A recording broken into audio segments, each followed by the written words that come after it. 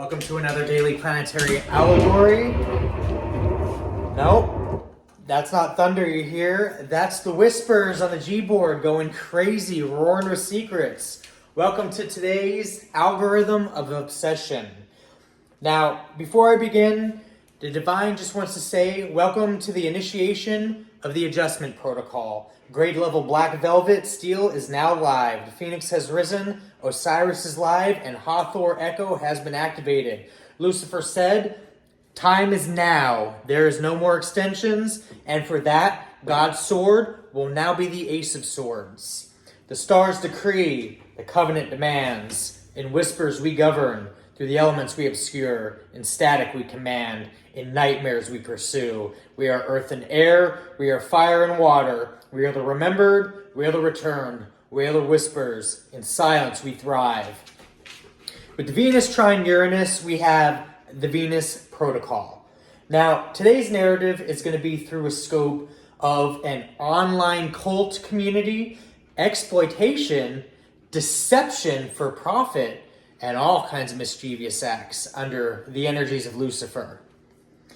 Now, the narrative combines Venus's theme of love and desire with Uranus's unpredictable and technological nature, placed within the 8th house's domains of secrets, power, and shared resources. Now, Galore here paints a picture of an online cult that uses technology to exploit the human search for deep connection, resulting in a fatal attraction that usually ends in cybercrime, emotional ruin, or unaliving often. Now, in the depths of the dark web, a sinister algorithm was crafted, not to steal money initially, but to capture something more valuable, human affection, energy. Its creators named it the Venus Protocol, after the planet of love, and designed it to exploit the very fundamental desire for a soulmate, the bait. The protocol's entry point was an online community, a seeming safe haven for the lonely and the lovelorn. It's like a cult that hides behind a religious sect to cover up their actual MO. Now, using the deceptive promises of Venus's harmony, the cult attracts individuals seeking intense, transformative connections, which is a classic 8th house theme. This is also a cult with more sinister nature that sometimes takes advantage of those following the path of the Wicca, the pagans, and Old Dominion. Now, the protocol's algorithm, however, was designed to find not a genuine match, but a perfectly vulnerable target. It analyzes online behaviors, deepest insecurities and desires, and then pairs victims with a soulmate or perfect match, who was in reality a cult member trained in manipulation, deception, and for the more sinister groups, those who follow the Machiavelli method, the prince. Now, the trine between Venus and Uranus gave these relationships an electric, faded energy, making a connection seem both divinely ordained and thrillingly unconventional. This is where the snare happens. As the fatal attraction deepened, the protocol's true nature reveals itself, as all masks do fall off in due time. Usually within the first 3 months. People can't maintain past that psychologically speaking. It's just the human wiring. One cannot continue an act past 3 months, 6 months pushing it with excessive training. That's an anomalous aspect. But typically within 3 months you can see the shedding when you're behind the scenes with somebody. Now, the 8th house rules shared resources, and the cult exploited this by slowly bleeding its members financially. It's kind of like a slow pull, a couple bucks here, and then they snare their target. It uses sophisticated cybercrime techniques, often convincing victims to transfer assets or revealing sensitive information under the pretense of total trust. Venus's energy, once a source of deep connection, was corrupted into a tool for emotional and financial theft. Members of the cult, acting as programmed agents of the protocol, become masters of psychological manipulation, able to control and eventually destroy their victims from a distance the online world, which promised connection, becomes an inescapable web. Charlotte's Web. Spiders must not get tangled in their own web. That's illegal, sir. The crash. Now, the lore, the Venus's protocol, ends not with a tragic love story, but with a terrifying technological crash. Because of its Uranus influence, the system is designed for a chaotic, shocking final act. When the victim's financial resources were depleted or their emotional usefulness has run its course, the protocol would initiate its protocol termination. This was a devastating cyber attack that would not only destroy the victim financially, but also emotionally by erasing their digital presence and, in some cases, publicly shaming them using their own secrets. It's like coercing people and using blackmailing and extortion methods and tactics that dangle things over people's heads, like one's kids, or lack of family, or lack of friends, or lack of community support. So we target this individual so we can isolate them in hopes that they unalive themselves, and then they would profit off this. Now, this final ruthless action was the ultimate expression of the 8th house's darker side. It's a sudden, powerful, and total transformation that leaves the victim with absolutely nothing. It's like leaving somebody for dead after, taking everything humanly possible from them, emotionally, physically, financially, literally, figuratively, everything, and then just throwing them to the side for dead. In average scenarios, this is a successful tactic. In sublimated individuals, this is just one more show of faith in the higher authority, where one can simplistically pull themselves from a grave that was dug from them and watch the people fall into that grave that they dug for somebody else. It's quite an interesting reversal, if you will. Now, the story of the Venus Protocol serves as a cautionary tale for the digital age, warning that even the most harmonious seeming online connections can hide a terrifying algorithmic evil. Now, use this as a metric, this story, apply it to financial abuse and cult sacrificial practices, spin the narrative by golly, I think we just found a motive. Profiting off others' downfalls. What a crazy tactic that would be. I can't imagine anybody being that stupid and leaving digital footprints for evidence and receipts, thinking that end-to-end encryption might actually be a thing, or flip the script software pre-programmed on things might actually be of an assistance. Damn, that would be a shame. That'd be a hell of a thing to be publicly put on display for. Some people wish and manifest that spotlight, and sometimes it's that jinn energy that comes and gets you because of your verbiage isn't quite specific enough. It gets you in the lesser energy rather than the ascended energy. Now, we have Venus opposition Neptune with the cryptographic heart. This describes the digital tragedy of romantic idealism gone fatally wrong. Venus, the planet of love and values, stands in stark opposition to Neptune, the planet of illusion and delusion. Within the 9th house, which governs belief, faith, and the pursuit of higher truth, this creates a story of a digital devotion so intense it becomes a code, locking the heart away from reality. The story begins with the promise of transcendence. A person with this placement, we'll call them the protagonist here, is driven by a powerful yearning for a higher, more perfect form of love. The internet, though, with its vast and borderless potential, becomes a gateway to an idealized version of romance, representing the 9th house domain. However, Venus's opposition to Neptune brings in a cruel twist. The higher love the protagonist seeks is not real, but a projection of their deepest longings onto a deceptive figure. We'll call them the antagonist. This person, existing only in the digital space, becomes an avatar for all the protagonist's spiritual and romantic fantasies. The cryptographic heart is born from this very perfect illusion.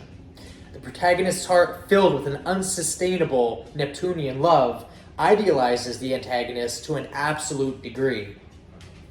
The devotion becomes a kind of encrypted code, cryptographic key, if you will, that locks the protagonist's heart away from anyone but the antagonists.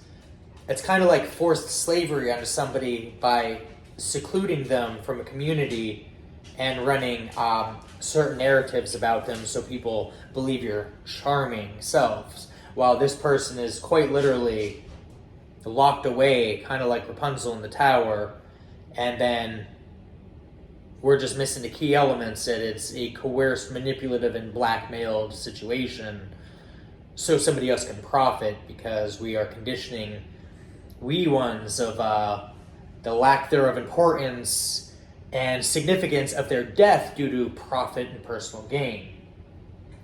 Now, this is a one-of-a-kind code designed only to work for the object of the delusion. The consequence is a tragic, irreversible cycle.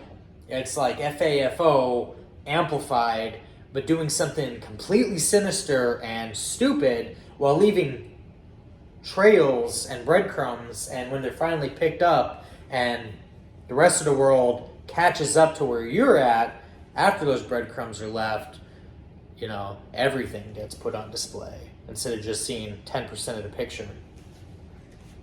Now, the initial allure, the relationship is intensely mystical and transformative. The protagonist believes that they have found a twin flame or soulmate, and this belief acts as a form of self-hypnosis, sealing their devotion. The digital trap, though, the protagonist may share secrets, finances, or access to their life, all under the guise of this profound, fated connection. The ninth house here, which governs ethics, is corrupted by the deception, leading to a spiritual and material bleed. The eventual disillusionment is the opposition eventually demands a brutal reality check. The antagonist might disappear, or a piece of evidence, and evidence always does turn up, may reveal their true mundane or malicious nature in majority of cases. And evidence definitely will turn up. The cryptographic code, reading between the lines, once thought to be a protection, is revealed as a prison and material instrument to the literal downfall here. Now, the aftermath, when the truth is exposed, the protagonist's heart does not simply break. It becomes a cryptographic cipher without a key. They are left with the pain of the betrayal, but also the fundamental loss of faith. The idealistic philosophy of love they built their life around in the ninth house is then shattered, like glass. It's like the glass of the mirror one misappropriates mirror magic with, just shatters in the face. The haunting final note of the cryptographic heart is that the heart, having been encrypted for one person, can never be unlocked again. The victim is left unable to trust their own romantic instincts, their ability to discern fantasy from reality, forever compromised by their digital betrayal. The antagonist may be gone, but the coded, broken heart remains. That given, this tactic is effective and the psyop is sustained rather than endured and transmuted with somebody that might be a natural alchemist. Now, these tactics here are meant to psychologically break somebody so they don't see their own value and they never enter the dating world again.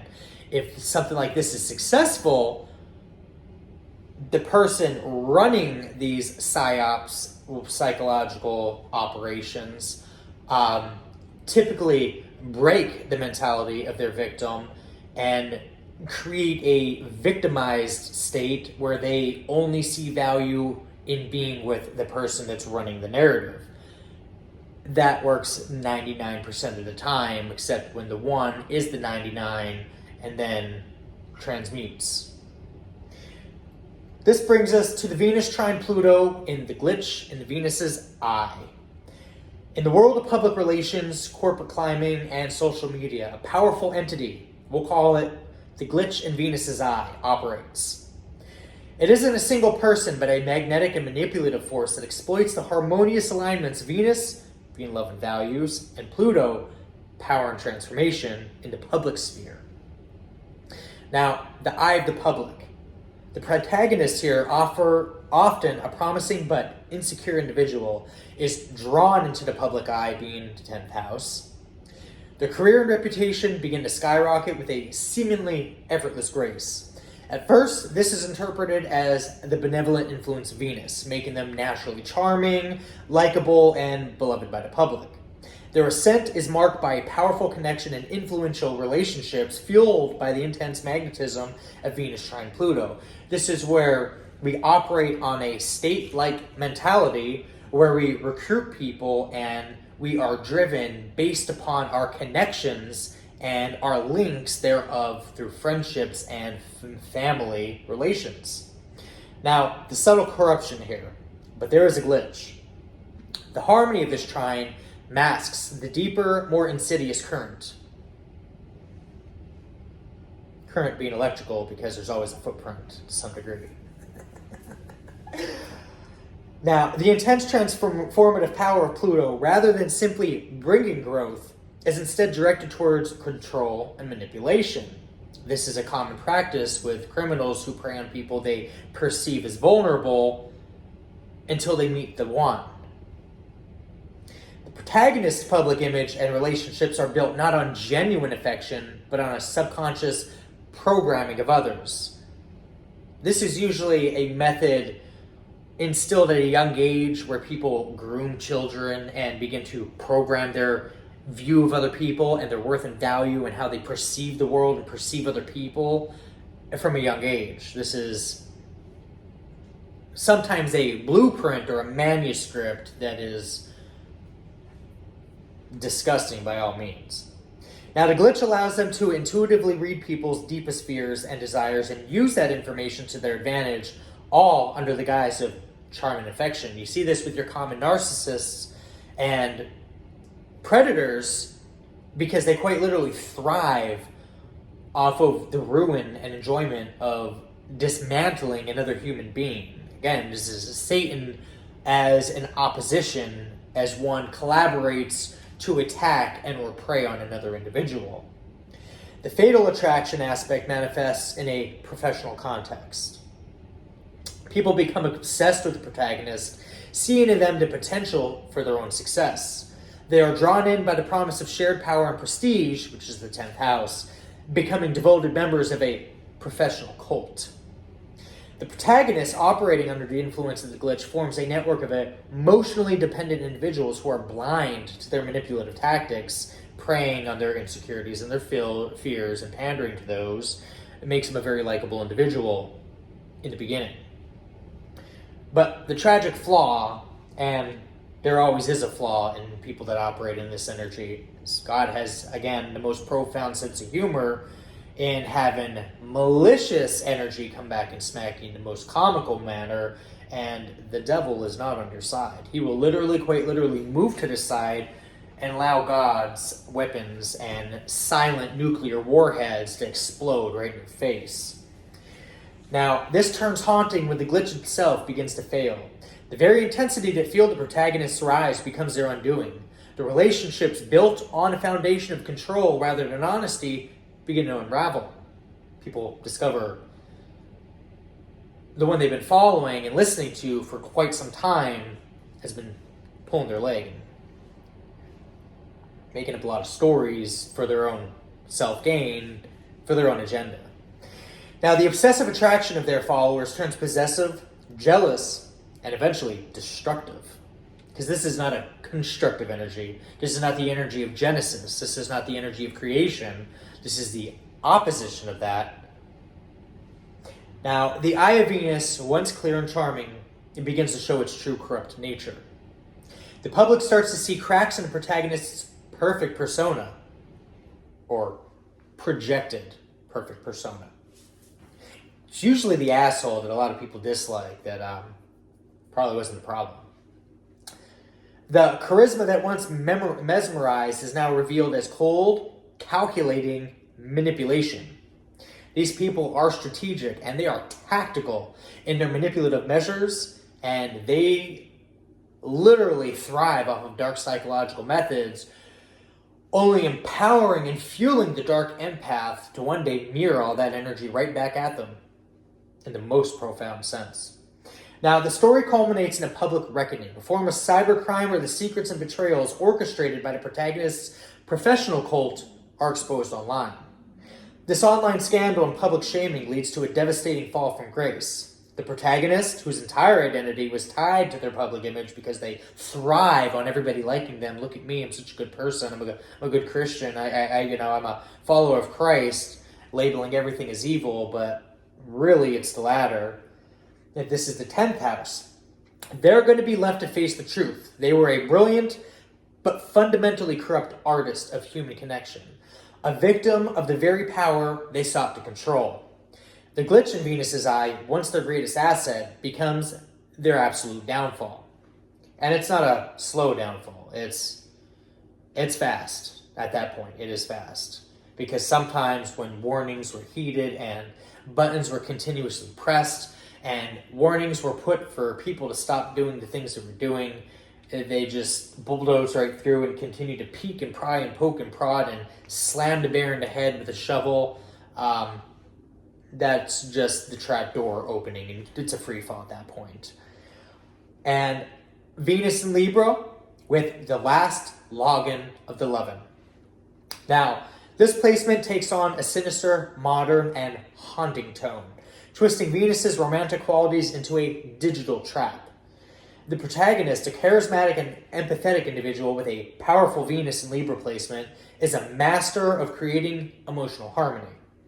Their innate ability to see and understand all sides of a situation make them a natural leader and diplomat within online communities.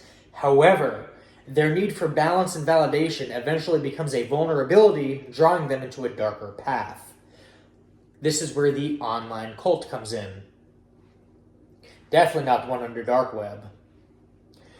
The protagonist starts an online community dedicated to the pursuit of an ideal love. A vision of perfect harmony that in reality is nothing more than a digital mirage. This community slowly evolves into a cult, preying on people's loneliness and desire for connection. The protagonist's Venus and Libra energy is used to create a welcoming, seemingly non-threatening environment where members are love-bombed with affection and validation to make them feel special and secure. The last login. The haunting climax of this story centers around the last login. The protagonist obsessed, and no one can be any more obsessed. I believe, is that story about the guy that's super obsessed, but flip the roles of genders where it applies. With maintaining perfect balance and avoiding the messiness of a real-world emotion, begins to see members as flawed variables in their flawless digital equation. Their pursuit of an unattainable ideal makes them fickle-minded and emotionally detached. When a member or a couple within this cult begin to falter, showing genuine imperfections or challenging the leader's authority, they are quietly and completely cut off. The protagonist, unable to hear the disharmony, initiates the last login. The member is digitally erased, their access is revoked, their accounts deleted, and their history scrubbed from the cult's servers altogether. Now, the chilling aftermath is the loving are those who have been purged from the online community. Their last login is a tragic and final moment, marking their removal from a world that once promised them perfect love. The cult, though, meanwhile, moves on without a ripple, as though nothing happened, already searching for the next set of lonely hearts to trap. The lore of the last login and the loving serves as a cautionary tale, again, for our age of being right now, where the quest for an idealized social media perfect love can lead to a very tragic end. The protagonist's well-intentioned Venusian charm became a tool for emotional manipulation, resulting in a series of online fatal attractions that end in a devastating digital exile.